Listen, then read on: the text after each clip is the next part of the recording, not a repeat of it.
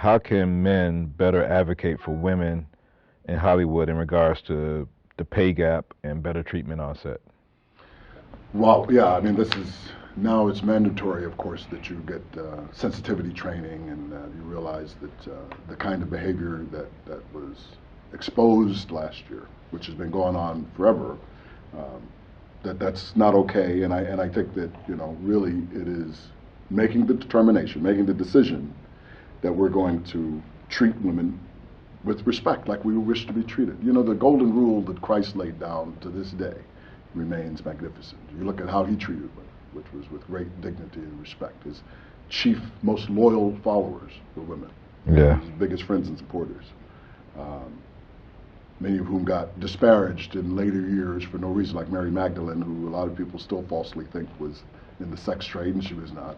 But that said, we need to, what I'm doing with my company, I have a group called Exponent Media Group, with my friend Steve Harris, is that we're going to take, it's the two of us, and we've decided that we want to add 2 women to our group, and give, all of us will be equal.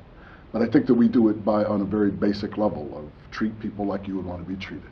Yeah. And that's, my mother's a woman, my sister's a woman, my wife is a woman, and I know if somebody ever did anything to them in that way, I would defend them with my life.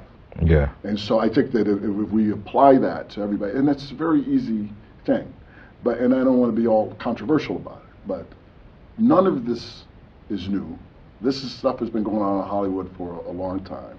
Some of the worst culprits and those who have, provided cover for a lot of the worst offenders are women. And you looked at what happened in the election in 2016, where 55% of white women voted for a man who is a sex buyer and who completely degrades women and so forth. Listen, he's the president of the United States, he's my president, and I wish him well, like I wish anybody well. But these are facts.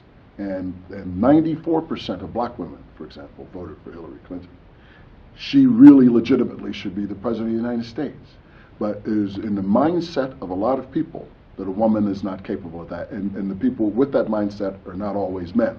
And so there's a tremendous amount of work has to be done. It's the same thing with black people.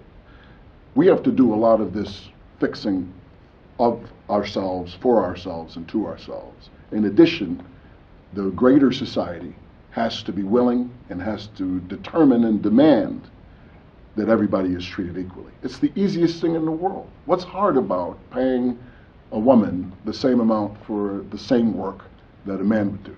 Other than it's in the mindset, and it's the nature of capitalism and of people. But that's just a realization that I think a great deal has gone into the zeitgeist again, where people are now aware of it. And once you're aware of it, I think you could make the steps to change it.